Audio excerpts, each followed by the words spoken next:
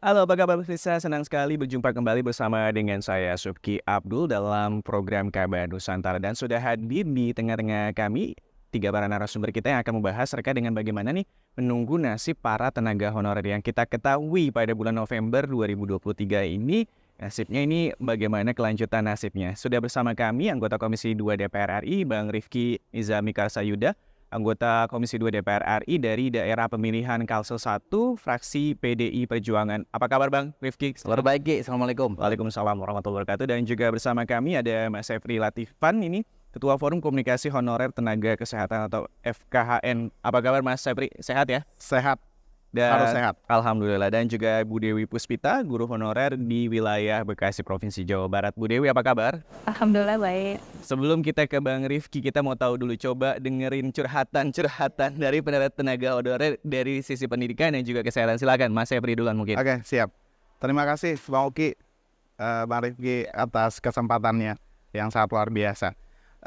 Sebelumnya saya Sepri Latifan, Ketua Umum Forum Komunikasi Honor Nakes dan Non-Nakes Indonesia. Jadi sampai sekarang nasib yang tidak jelas, sekitar kurang lebih yang terdata 800 ribuan tenaga kesehatan dan non tenaga kesehatan yang bekerja di Fasiankes. Ini belum jelas statusnya, belum jelas ke depannya mau dibawa kemana, statusnya mau apa diberhentikan atau dilanjut dengan skema yang sudah disiapkan oleh pemerintah. Jadi izin Bang Uki, Bang Riki, saya mempertanyakan keseriusan pemerintah dalam menyelesaikan masalah honorer. FKHN, forum dari awal kita dirikan mendukung kebijakan pemerintah melalui Menpan RB, Kementerian Pan RB, menyelesaikan masalah honorer. Artinya kita melihat ini ada upaya niat baik pemerintah untuk menyelesaikan masalah honorer yang selama ini dirawat. Akhirnya apa? Akhirnya kita berharap 2023 betul-betul selesai masalah honorer semuanya, tapi dengan catatan. Kita mendukung, tapi dengan catatan semua skema formula yang disiapkan oleh pemerintah betul-betul mengakomodir harapan dari teman-teman. Apalagi kita yang di Fasiankes, honor di Fasiankes itu Bang izin itu banyak ternyata statusnya. Berapa Ada yang jumlahnya total Fasiankes dan non di Fasiankes? Fasiankes itu sekarang itu kurang lebih ada 800 ribuan. 800 ribuan. Itu masih belum terdata, masih ada teman-teman tenaga kerja sukarela. Masih banyak. Ada kontrak bupati, kontrak wali kota dan segala macam. Akhirnya apa? Akhirnya mereka itu tidak terdata. Yang dituntut apa?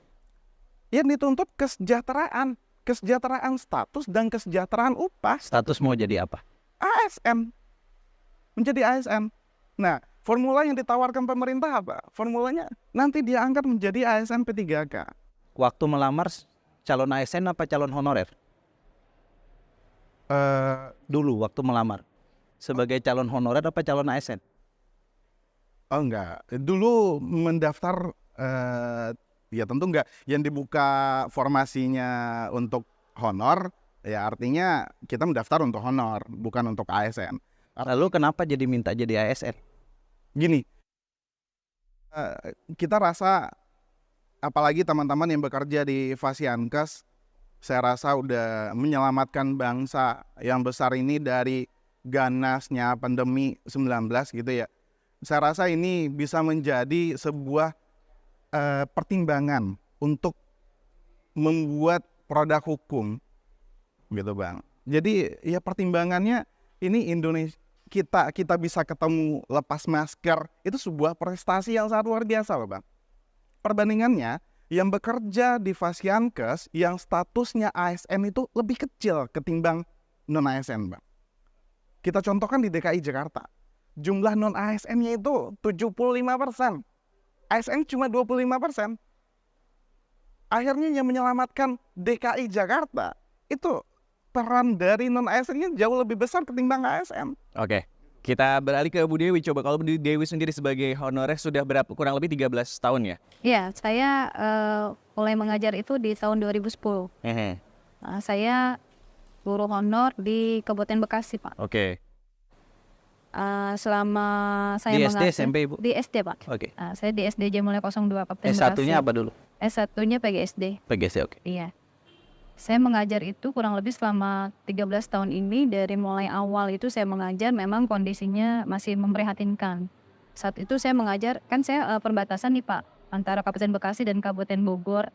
Saya mengajar dari rumah itu sekitar kurang lebih 30 menit sampai sekolah. Nah saat itu jarak rumah ke sekolah itu lumayan. Nah, saya menggunakan motor saat itu dan kondisinya jalannya itu masih kurang bagus. Jadi kalau pas saat hujan itu becek sekali, becek, sering jatuh juga kan gitu dipakai motor. Bayangkan gitu sampai sekolah belum gitu.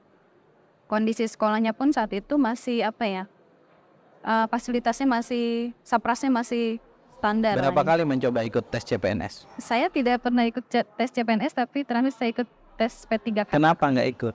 Usianya, Pak. Oh, sejak 2010 sudah lewat usianya? Waktu itu saya belum coba untuk ikut CPNS, tapi begitu sudah mau lewat, saya coba, usianya nggak masuk, Pak. Kenapa nggak ikut dulu 2010? 2010 usia berapa dulu waktu jadi honorer? Honorer itu saya usia 30 lebih lah, 35 kalau nggak salah ya. Oh, 35. Udah Oke. batas maksimal. Oke. Ya Bang, ini kan sebenarnya kalau dari Menpan RB ternyata data awalnya tuh 400.000, tapi ternyata setelah di data-data hampir ada 2,3 juta honorer di seluruh Indonesia. Kalau sudah tadi mendengarkan dari Sepri dan juga Bu Dewi, sejauh ini bagaimana Bang Komisi 2 melihat? Ntar saya cerita pribadi dulu, saya ini mantan honorer. Saya lulus 2005 kuliah, usia saya waktu itu mungkin ya 22 tahun, 22 tahun lah ya, 23 tahun. Karena belum ada penerimaan CPNS, saya jadi honorer. Saya sempat jadi honorer itu sekitar 1 tahun. Kemudian berikutnya saya ikut ya tes CPNS sebagai dosen dulu di Fakultas Hukum Universitas Lambung Mangkurat, dan alhamdulillah diterima. Sebagai honorer saya dulu sangat menyadari bahwa memang kalau saya jadi honorer memang saya nggak punya masa depan. Saya sadar betul. Dan secara subjektif saya minta maaf ini, saya mungkin agak berbeda dengan teman-teman. Saya berjuang untuk saya punya masa depan. Iya, siap. Ya, cara saya berjuang ya saya ikut seleksi CPNS. Karena memang nomenklatur honorer itu nomenklatur yang di seluruh dunia ini memang tidak akan sama dengan pegawai tetap. Sehingga kalau kemudian kita menuntut kesamaan, itu satu problem yang dibebankan kepada negara. Yang dimanapun saya kira negaranya akan mengalami satu dilema yang tidak kecil. Itu satu. Nah yang kedua, yang ingin saya katakan adalah bahwa sampai sekarang Komisi 2 DPR RI itu terus meminta kepada pemerintah, dalam hal ini adalah Menpan RB, BKN ya, untuk membenahi database honorer di seluruh Indonesia. Baik mereka yang bekerja di kementerian lembaga negara di tingkat pusat ini maupun di pemerintah provinsi, kabupaten, kota. Rekan-rekan sekalian, harus kita ketahui bahwa database itu sampai sekarang belum fix. Terus bergerak dari hari ke hari. Kenapa demikian? Karena terlalu mudah di banyak tempat ya. Orang mengangkat honorer. Bu Dewi, saya ini anak guru SD. Ibu saya ngajar mulai tahun 76 ya sampai dengan tahun 2017, 41 tahun jadi guru SD. Saya menyaksikan langsung di tempat ibu saya mengajar itu, kalau ada kepala sekolah ponakannya tidak bekerja, ya, kalau masih ada uang bos disisipin buat honor anak ponakannya. 1 tahun pertama, tahun kedua ponakannya tenang-tenang aja jadi honorer. Tahun ketiga udah mulai mencak-mencak, minta tolong untuk jadi ASN. Nah, problem-problem semacam ini saya tentu tidak bisa mengeneralisir, tapi sangat banyak problem-problem pengangkatan honorer yang itu tidak berbasis merit system. Itu satu. Yang kedua tadi yang saya sampaikan, bahwa honorer itu sejak awal memang dihajatkan untuk sesuatu yang temporary sebetulnya, bukan sesuatu yang permanen. Karena yang permanen pemerintah sudah mengadakan satu proses seleksi melalui calon pegawai negeri sipil. Saya tidak tahu, makanya tadi saya bertanya ke Bu Dewi, saya tidak bertanya ke Bang Latifan, apakah pernah tidak mengikuti seleksi CPNS gitu. Nah kalau kemudian seleksi itu diikuti lalu kemudian tidak berhasil, saya pikir sekarang yang bisa dilakukan oleh negara, satu, kami merapikan database. Dengan dirapikannya database, maka kami akan melihat nanti sejauh mana korelasi antara kebutuhan kementerian lembaga, pemerintahan daerah, dengan porsi honorer yang ada di masing-masing unit kerja. Ya. Tentu ada subjektivitas masing-masing. Tadi misalnya ada argumentasi bahwa di tenaga kesehatan itu lebih banyak kemudian honorer dibanding yang ASN. Lalu kita cek, apa betul kalau nggak ada honorer lalu kemudian fasilitas kesehatan kita dan layanan kesehatan kita kemudian menjadi mati? Kalau memang menjadi mati, maka tanggung jawab negara untuk memastikan agar itu tetap. Kan begitu. Begitu juga dengan dalam tanda kutip di lembaga-lembaga pendidikan. Kita akan cek ini, kebutuhan guru kita berapa. Lalu di dalamnya yang ASN berapa, yang honorer berapa. Kalau honorernya tidak ada, apakah kemudian kegiatan belajar, mengajar, dan seterusnya itu akan mati atau tidak? Ini semua akan kami cek dengan basis database. Nah, database ini sekarang harus dirapikan dan tidak boleh lagi ada pengangkatan atas nama apapun. Problemnya sekarang adalah kita belum bisa merapikan itu orang-orang, pejabat-pejabat di tingkat daerah yang sebetulnya tidak memiliki kewenangan untuk mengangkat para honorer, itu untuk kita jadikan honorer. Itu satu. Yang berikutnya, yang ketiga ingin saya katakan adalah bahwa DPR RI dan pemerintah sudah menyepakati bahwa per tanggal 27 November 2023 berdasarkan PP nomor 49 tahun 2018 yang seharusnya tidak ada lagi honorer, itu artinya hanya ada dua pilihan bagi negara, memberhentikan seluruh honorer atau mengangkat honorer. Kami sepakat untuk merevisi PP itu dengan didahului melalui revisi Undang-Undang ASN yang sekarang sedang dibahas di Komisi 2 DPR RI. Gitu. Sehingga tidak perlu ada kekhawatiran berlebih bahwa nanti per November 2023 Bapak Ibu sekalian tidak memiliki lagi status pekerjaan.